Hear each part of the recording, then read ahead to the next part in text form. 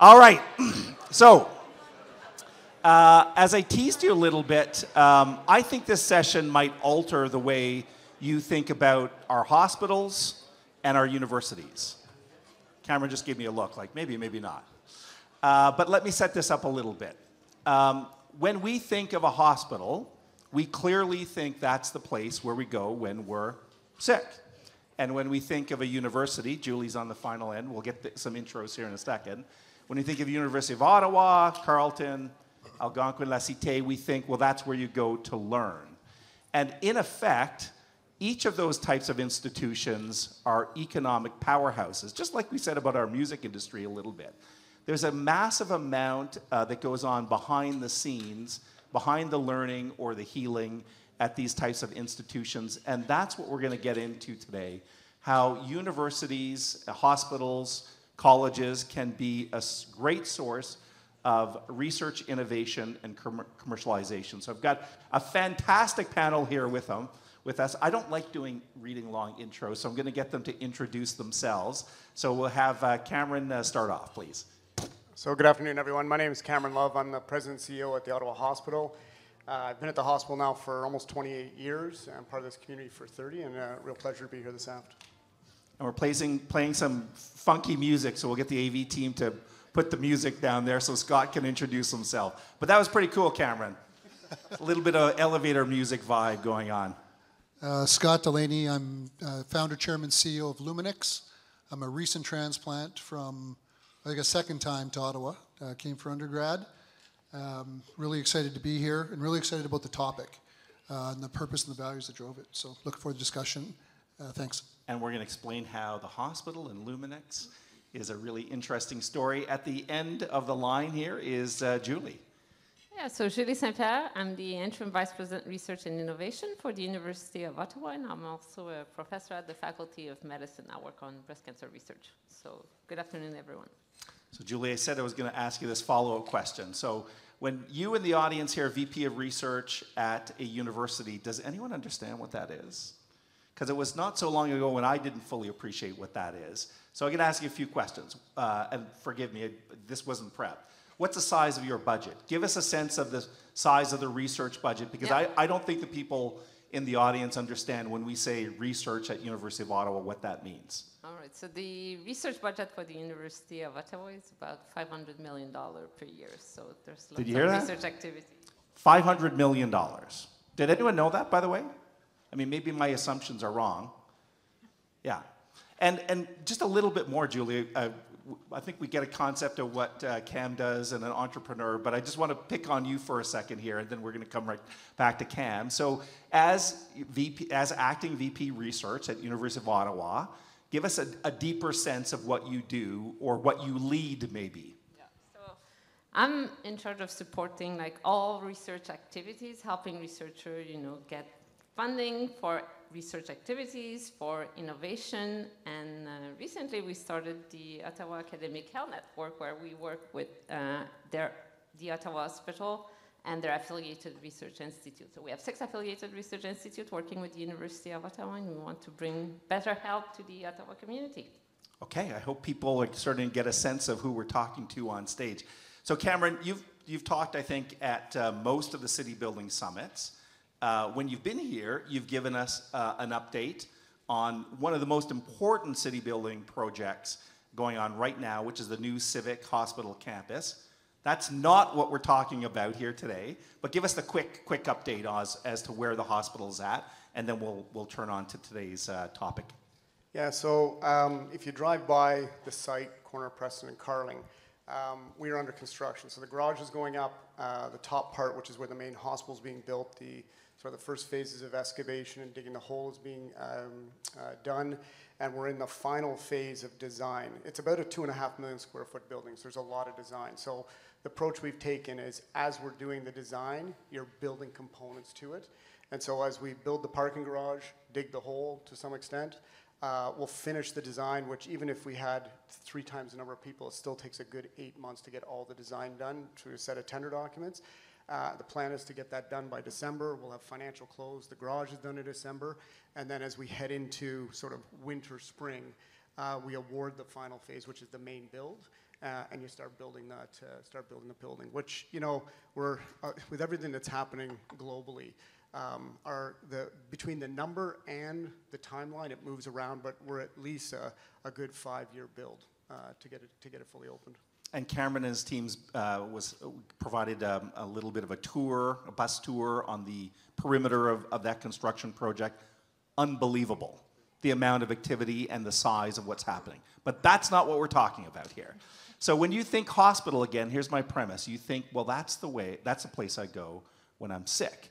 But in fact, a major part of the hospital and your vision for healthcare in Ottawa and Eastern Ontario is research. So start helping our audience understand what the hospital means on the research side. Yeah, so knowing this is all about economic development, I think if you look at healthcare, you can choose any city, probably worldwide, definitely in Canada. It's probably one of the biggest economic drivers within any major community. And so for us, we do about 65 to 70% of all adult healthcare from Barry's Bay to Hawkesbury, Cornwall, all of Western Quebec, and all of Nunavut. But we do 100% of everything that is complex in nature. And so when you think about economic development, obviously the big piece for us is how we're building clinical capacity. So we're building 2 long-term care homes, we're building a new hospital site, we're building surgical centers in the community, we're trying to build family health teams because we got a primary care issue. What we're trying to do is, in essence, not just build a hospital, build a health system.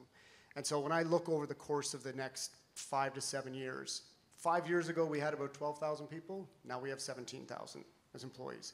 Over the course of the next 5 to 10 years we build out, we'll probably go from 17 to 20 to 25, potentially even 30,000 people as part of a health system.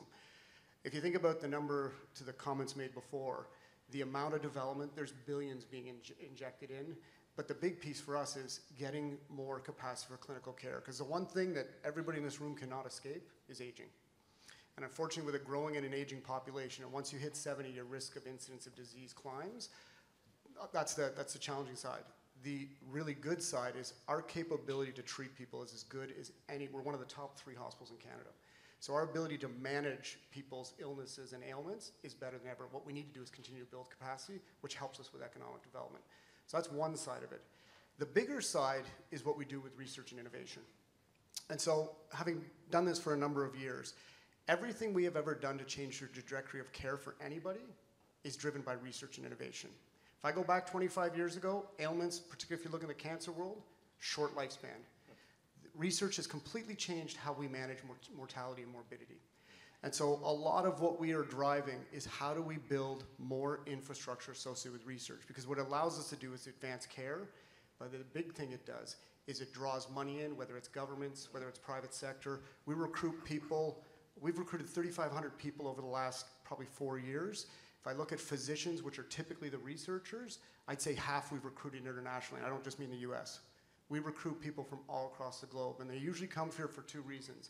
One, because of the opportunity of the base of clinical programs in the foundation.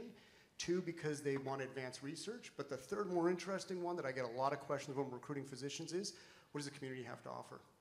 I got young kids. What are schools like? What are outdoor activities like? What's sports and recreation like? I've got a spouse or a partner. What's the opportunity for them? And so it really is, to the comments made in the previous panel, it really is around how as a community, not only are we building healthcare infrastructure, but we're building, in essence, a full community that allows us to recruit people from around the globe. We've got a room full of entrepreneurs, business leaders here. I think one of the things that we've talked about a little bit in the past, again, we think about our hospital in a healthcare prism just to receive care, but the hospital is actually interested in talking to entrepreneurs, talking to businesses, and we're going to bring in the Luminix story. That's where we're going with you, Scott. To talk about research, about improving healthcare, doing innovation and commercialization. Maybe what's the message for the entrepreneurs and business people in the room on that perspective? So if you go back 10 years, a big focus of academic institutions like ours, and comparators would be like UHN, Sick Kids, London Health Sciences Centre, Ontario drives about 50% of the research output for Canada. There's about 8 hospitals in Ontario that drive 85% of that research output, and we're one of them. So we have always done research. We will always grow research. But to give you an example of research, this would be, good example would be, we've done lots of research on MS. They've come up with treatments through research now where we've got some patients that have certain types of MS that are fully cured. 10 years ago, it would have been a debilitating disease. And I could go through example after example after example, and that's the importance of research. What's interesting is over the last 5 years, this explosion around innovation, which is different. Research is heavily regulated. It needs to be heavily regulated. And it often takes 3, 4, 5, 10 years to come up with a new treatment. Innovation is actually working with private sector companies, and I won't steal Scott's thunder, he'll speak to this, on how we partner with companies around what we're doing to advance either devices or applications, AI and tech, that change the trajectory of what we do for care. And so as an example, our stroke program, we recruited a physician out of France. He worked with a company to produce a new device to deal with stroke management. And basically there's an interventional program where when you come in with a very complex stroke now, what this device can do is actually remove the stroke. So we've had patients come in with full strokes that they would have left with a very debilitating outcome for decades until death, where they will leave back to full recovery 2 days later because of the device that was created. And there's many, many of those things. What we need from private sector is that innovative thinking. It doesn't take 10 years. It's very much a cycle that's built on a business model and how we advance through tech and devices. And we wanted to bring this to life, and that's why, Scott, you're here with Luminex. And maybe just set it up a little bit, and we'll go right to Scott in a second. But tell me about how Luminex came onto your field of vision and how you partnered with them. We won't steal, again, Scott, your thunder, but just set up the story a little bit. So when we started this it was kind of at the beginning of the pandemic, and then obviously we lost a couple of years. But part of what we're trying to build with the new site is a life sciences park. And so we've got when we started this, we had about 5 or 6 partners we were working with. And most of the partners are coming to us. What they want access to is our data, our physicians, and our patients. Because what they want to do is produce either tech or devices that change either the outcome of care or the value of how we're providing care. And so today we're working with about 35 of them. Scott has been one of the early adopters of that has really paved the way for us in terms of thinking about how do we organize ourselves to really embrace private sector evolution through innovation. And I'll let him talk about what we've done, but it was really the real first case for us that we have built a platform on, and now it's just a discussion of how we build more infrastructure and how we find more opportunities. So you're the success story, Scott. So give us 1 minute on Luminex, and we're going to watch a really cool video. Sure, yeah. So just to set the stage, given there's a room of entrepreneurs here, just a little bit more background on myself to give context to what we've done here.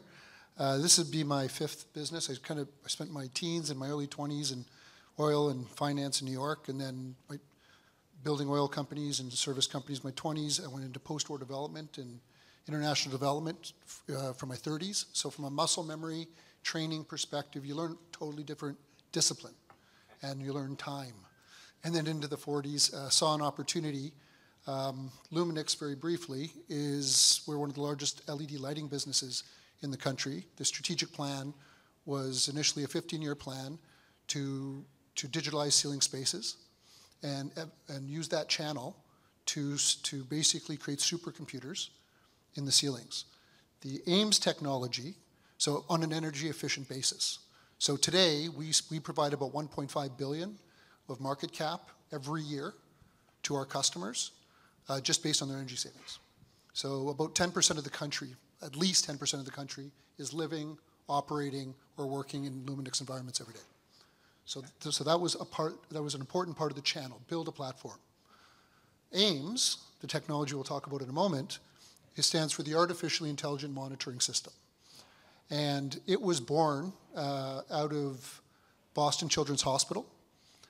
So it spent about a decade in development there, going through clinical and engineering review until it became a prototype.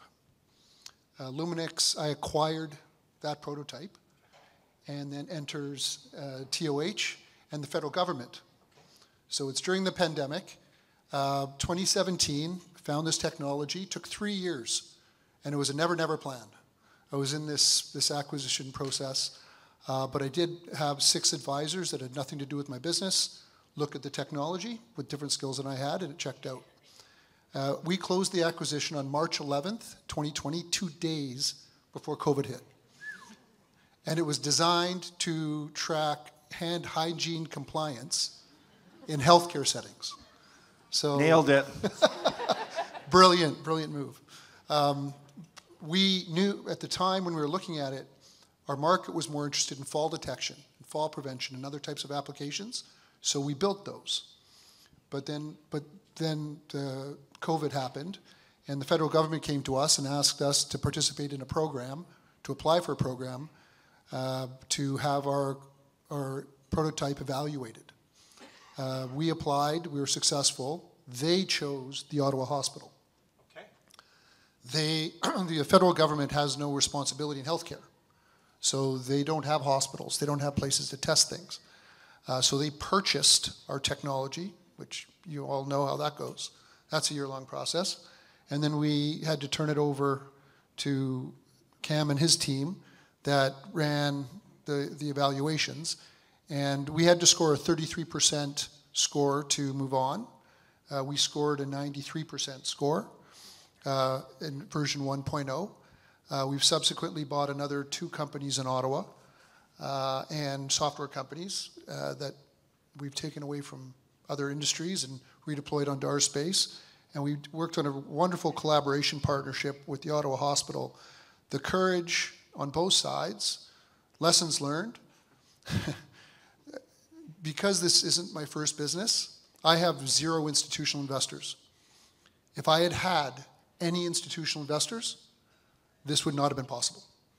I funded 100% of this, but kind of on my own, and you know that's in the high tens of millions to be able to see these through without having any institutions. And the answer is why? What would provoke an entrepreneur that built energy companies and other things to do this?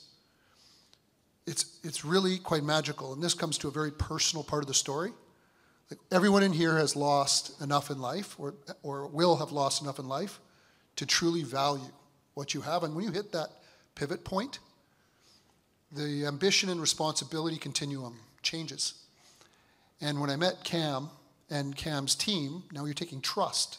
You're taking a massive percentage of your wealth and you're trusting it into a set of hands. And when there's a cohesion of values, you might not agree on everything, but the values and the purpose, when they're clear, that is what I invested in, and that has worked out really, really well. It's a little bit of a recurring theme today, by the way, that trust and values and vision, and people fall into place. And willing to learn, because I've learned a lot. Yeah. I learned way Should we more. take a look at that video? Please. Yeah, let's roll that video.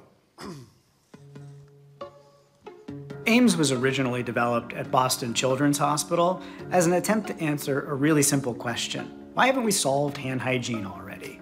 My background being in robotics, I decided, okay, well, why don't I take a scanning IR 3D laser, the kind that we use in autonomous mobile robotics, and then mate that to a neural network that we can train on the dynamics of hand hygiene. Well, the Ottawa Hospital was the location for our clinical trial back in 2021, and it has been an incredible collaboration.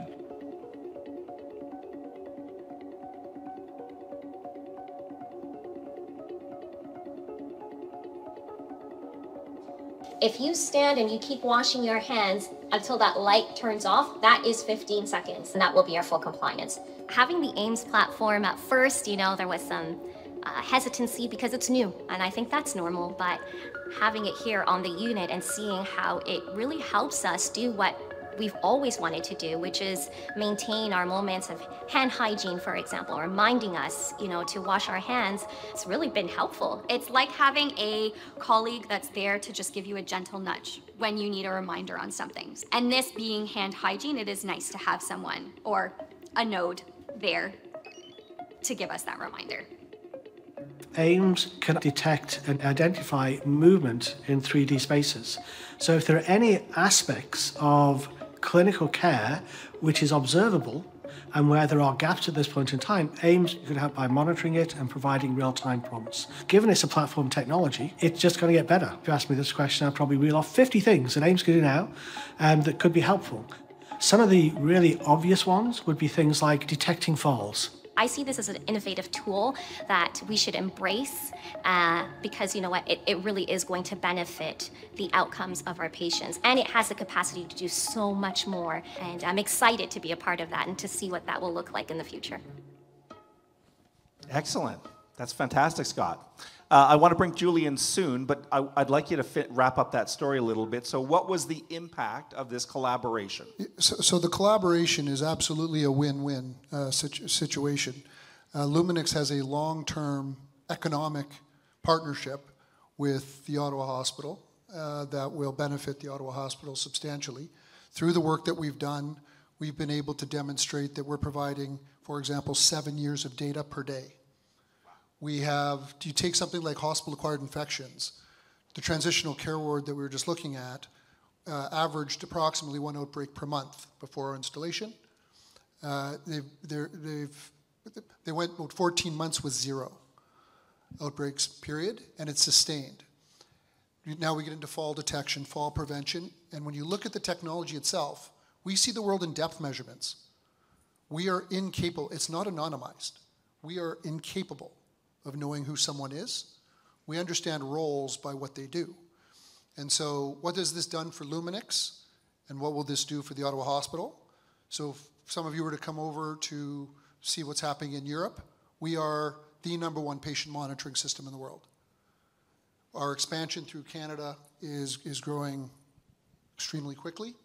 And given our lighting side of our business, we have 10,000 customers, we have the muscle memory to process. To the operating side of the business, AIMS is just another sensor, another SKU.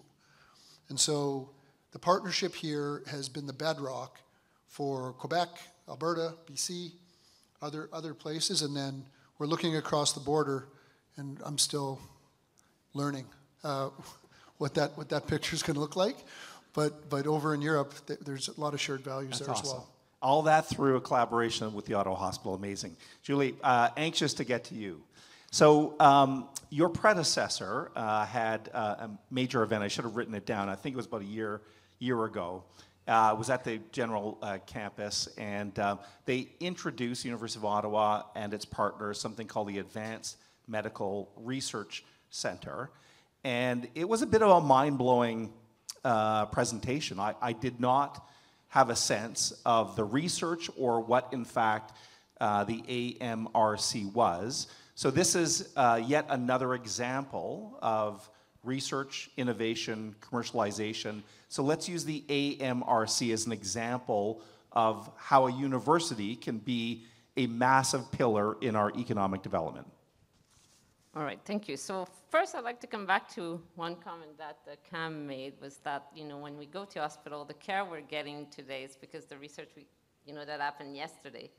And, the care we're going to get tomorrow is because the research that's going to happen, right, later in the future. So research is very important, but how do we do great research? I think the key is really to build a great research ecosystem. So you need to come at a problem from different perspective. And in the AMRC, what we're doing there is there's going to be lab space where you can have generate new idea, all the way to clinical care, right? So you'll have those labs where you can find knowledge, discover new findings, and then you have an innovation incubation space where you can actually, have innovation commercialization of ideas. Then you can go and collaborate with clinicians, test, those findings in the hospital. The information you get can go back into research, and then the cycle continues. So this AMRC is really this rich ecosystem that we're building, and it's supported by cutting-edge scientific platforms. And that really changed, like we were talking about earlier, how long does it take? Because at the end, we really want impact. But having all those scientific platforms in this rich ecosystem really accelerate the point, from having an idea and a discovery to actually improving patient care. So when you have a rich ecosystem, you really kind of, put speed on this. I want to make sure the people in the room have kind of the basics on the AMRC project too. So tell us about some of the basics in terms of where is it located, how much did it cost, how big is it, you already touched on the purpose of it, but who will work there? Yeah, so it's actually adjacent to the Faculty of Medicine, next to the Ottawa Hospital and the Children's Hospital. So it's actually connected to the Faculty of Medicine through a bridge. So you can actually, go to the hospital, the CHIO Hospital, the Faculty of Medicine, and into AMRC without going outside. So it's going to be a 7th-floor building, 350,000 square foot. So it's very, very large. And there, as I said, there's going to be like animal care facility, there's going to be scientific platform, importantly to this crowd, an innovation hub, where we can actually, when those discoveries, we can partner with investors and, make, commercialization initiative and then test that with the clinic. So that's really like the basic of this building, but it's just right next to the Ottawa Hospital in Chile. And one of the largest research investments in the history of the University of Ottawa. University of Ottawa has, of course, been around for over 100 years. Yep. Tell us about the size of that investment, Julie. Yes, it's about $300 million. So it's the largest investment the University of Ottawa has made. So, coming back to some statistics, we're very strong in life sciences at the University of Ottawa. We're fourth in the country in terms of research intensity. So we have to be very proud of what we're doing. And also, I think there's an advantage here in terms of size. We're big enough, but we're not too big. So we can be very agile, and there's lots of collaboration, with our hospital partners. That helps a lot. But being fourth in the country is very impressive, like what's being done here. Of course, you're thinking of this very deeply, Julie, but to help, again, people in the room understand the significance of this, I've watched the life sciences sector probably for the better part of a quarter century, and there's always been a sense in Ottawa the life sciences sector would have its moment. And many people have said to me the AMRC with its wet labs, and maybe you can explain what wet labs are for people in the room. The AMRC is that moment in time that will allow the life sciences sector potentially to flourish.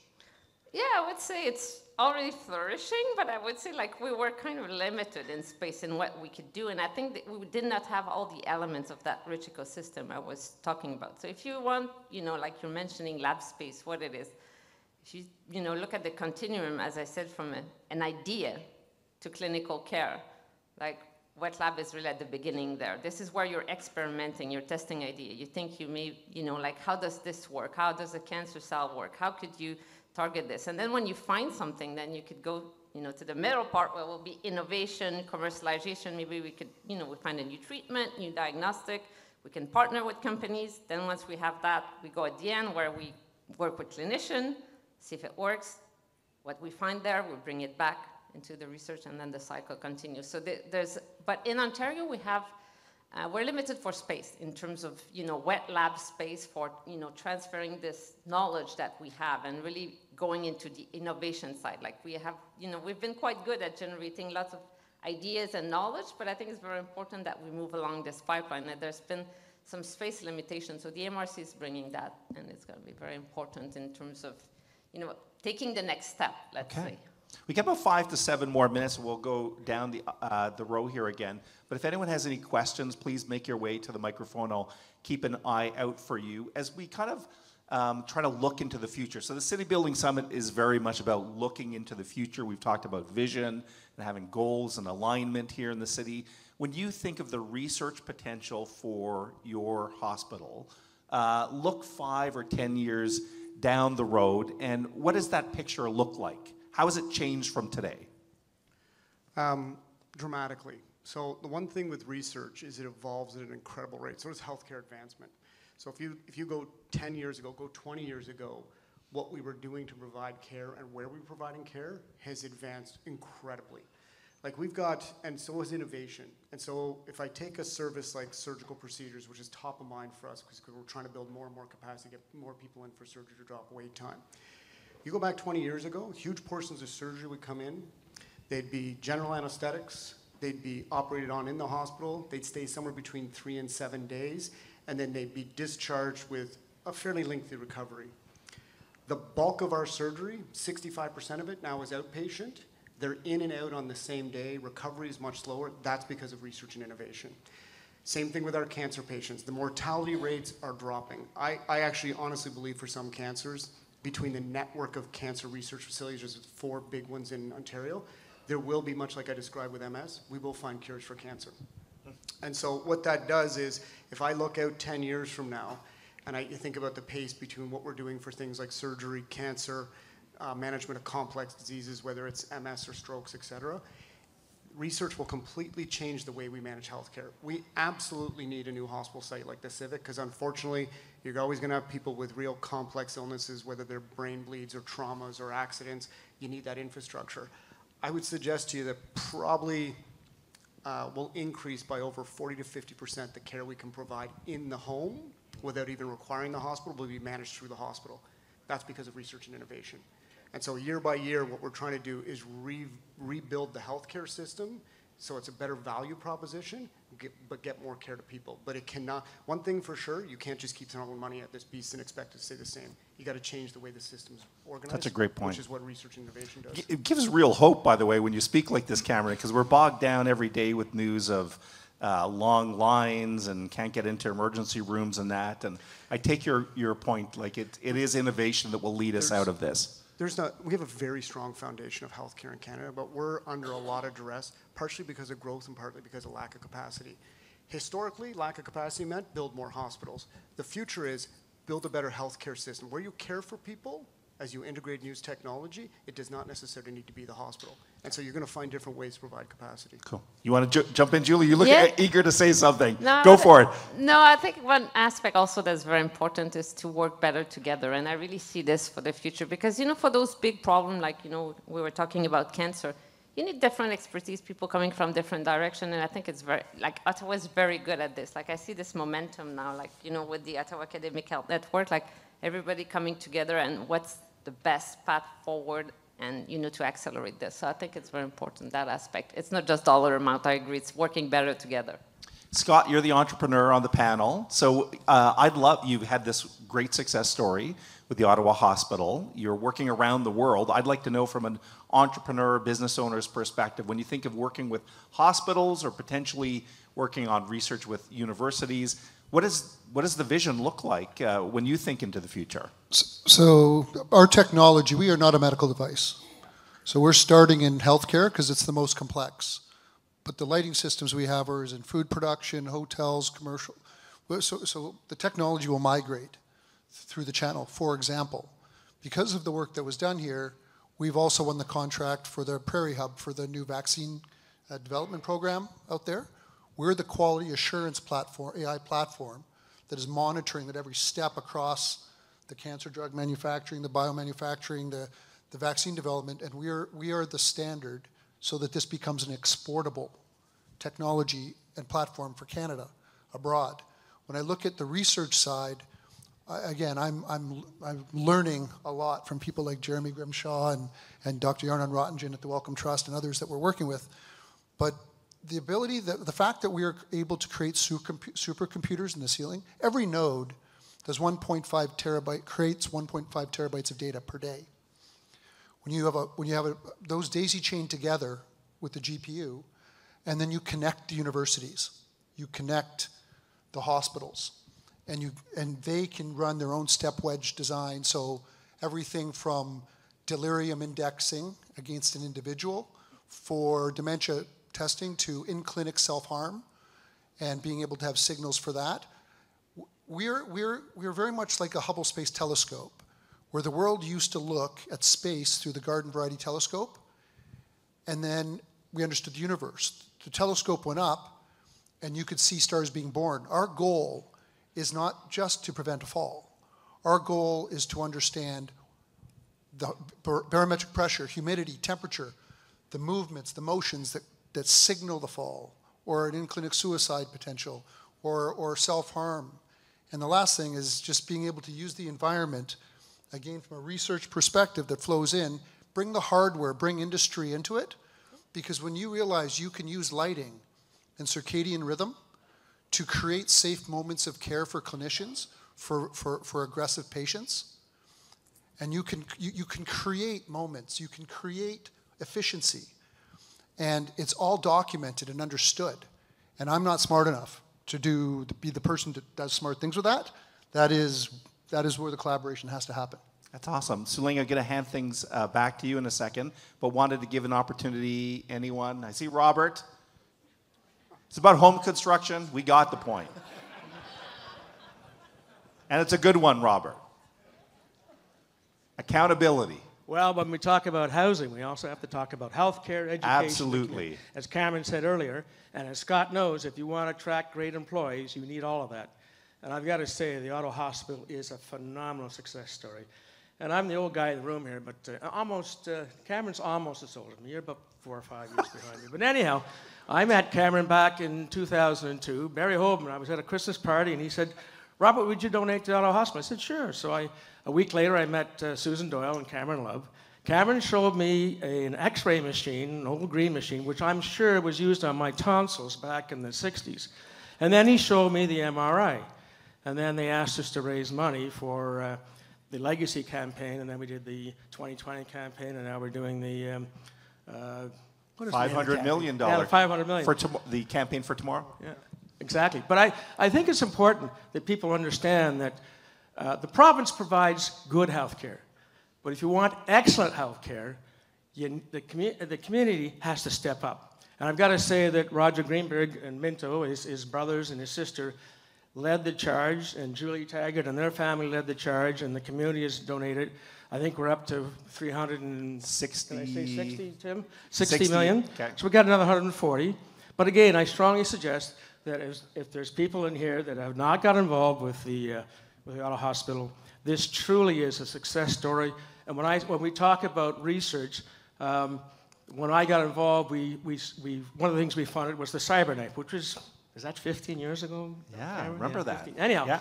And then we got involved, we provided the money for John Bell to build his lab. And talking to John Bell about 4 years ago, he said, you know, Robert, we have done more research in the last 5 years than we've done in the last 35 years. And if you look at where life science has come from 2002, Cameron, to today, it is unbelievable how much we've got going. And so I'm just saying, if you're not involved with the Ottawa Hospital and you don't know much about a hospital, take your time and understand it. It's a $2.8 billion, $2.5 million facility that is, when you go to the Civic and you look at the new Civic, it is just unbelievable. And Cameron, I got hats off to you and your gang. You're doing a great job. And that hospital, I might see it when it comes in 31. You will. But we'll make sure. Most Cam of your will make kids, sure you're here. Most of your kids will going to enjoy this hospital and your grandparents. Anyhow, yeah. I think it's excellent that what you've done at the Ottawa Hospital, and I encourage people. Tim Kluk is over here. He's yes. looking for people that are going to donate we'll get money. the full pitch here. Yeah, I have to say that we'll pass the hat when you're going down the escalator. There you go. But Robert, I'm glad. Yeah, round of applause for Robert. And by the way, you know, that type of commitment to the Ottawa Hospital is one of the reasons we recognized Robert with a Lifetime Achievement. And he's a demonstration, as is Roger Greenberg and many other great people probably right here in the room, that we can all get involved in building this exciting new vision for healthcare in Eastern Ontario. Sir, yes. Introduce yourself if you don't Absolutely, mind. yes. Chike Egbasi, Manager Government and Community Service Relations at OREB, so Ottawa Real Estate Board. My question is, we know that obviously right now the statistics show that 96% of Canadians aged 65 and over would want to do anything not to be in a long-term care facility and to age at home. What are kind of the collaborations that are happening to allow people who want to age at home be able to do that in their homes? Thanks. Can you keep that to 1 minute? Yeah. Try. It's a big issue. But it's a great question. So this is where innovation is so important. So look, there won't be a time in the history of healthcare where we will not lead long-term care. There are certain populations of patients that require that environment to be able to manage. What's interesting is because of innovation, the capability of what we can provide care today and what that could look like 10 years from now in the home is completely different. So we're running projects right now where we're taking patients that typically come into Emerge, get admitted for 7 days with some type of medical comorbidity. Could be COPD, CHF, et cetera. They require acute treatment. We are discharging them into the home because of the ability to monitor patients remotely through innovation and devices, be able to manage their drug medication, and there's a world that's evolving where we can do all the diagnostic scans we need from their home and in their house. And so when you think about the evolution, like we're planning to add close to 1,000 beds over the next 6 years. I think where we're probably going to shift is of those 1,000, there could be 200 of them that are, the bed is in the home. Okay. And so part of what that does is it shifts the trajectory of care for patients and families. But what that requires is innovation in terms of how we deal with monitoring, device management, and those types of things. Because the huge portion of patients do not need to be in the hospital. And so that's where this industry is moving. About 30 seconds, Scott. Maybe Julie, if you got something to say on that. Sure. Just In context to understanding, I spent about 11 years or 12 years on the Yihong board in Toronto, which serves about 15,000 people per day, many of them in home. When we came to the Ottawa Hospital, Luminix had a couple objectives, or I guess values-driven things. One was we're not going to have not communities, so we're going to help Indigenous communities and others as much as we're going to work with Ottawa. And number two, the opportunity to go from the hospital B to B to C and really let the data come to the Ottawa Hospital from the home.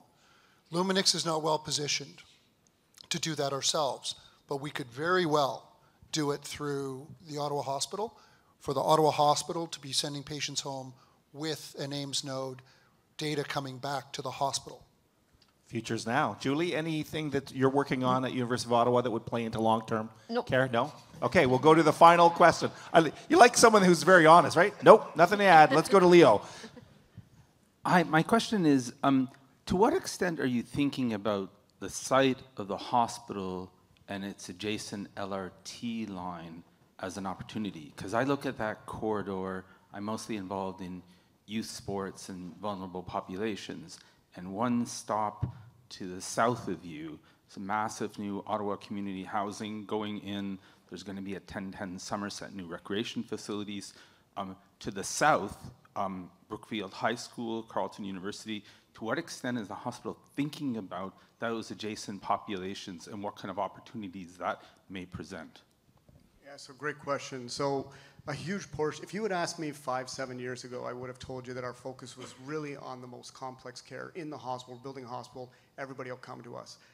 Probably 80% of our time now is how do we build infrastructure in the community to manage healthcare, not manage hospital care.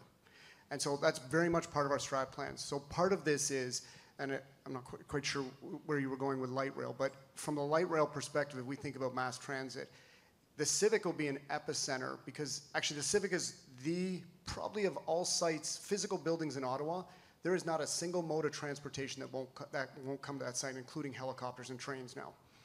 And so part of this, though, is as we think about how do we provide support and care into racialized, marginalized populations, the student population. It's not wait for everybody to get sick and then find a way to get them to the hospital. It's how do we use that infrastructure to get healthcare into those communities. And if you look at major health systems globally and take the top 5, Mayo and Cleveland will be in there, Karolinska in Sweden, you never hear them talk about a hospital. What you hear them talk about is how they're building a health system. The hospital is for your most acutely ill patients. The bus crash, perfect example as to why you need a trauma center. But the large majority of people that need care in the community. What we need to do is take the hospital's infrastructure and resources and get it into the community. And what we do for a racialized and marginalized population or the Indigenous community or a student population or the elderly population, same principles, different plan. And so it's building that infrastructure. Julie, did you have a quick word? Yeah? Yeah, I just wanted to say, to reach vulnerable populations, we also do lots of social innovation at the University of Ottawa. So we have a knowledge mobilization program where we work with community organizations to find the best ways to actually reach those communities. Leo, thanks for the question. I just want to make sure people understand the LRT Trillium line goes right through the middle of the new campus. So it's right through the hospital, literally. I mean, the parking garage will be on the east side, hospital will be on the west side, but it will be one of the major advantages of that site. Ladies and gentlemen, we've run out of time. Please thank Cameron, Scott, and Julie. What a great panel.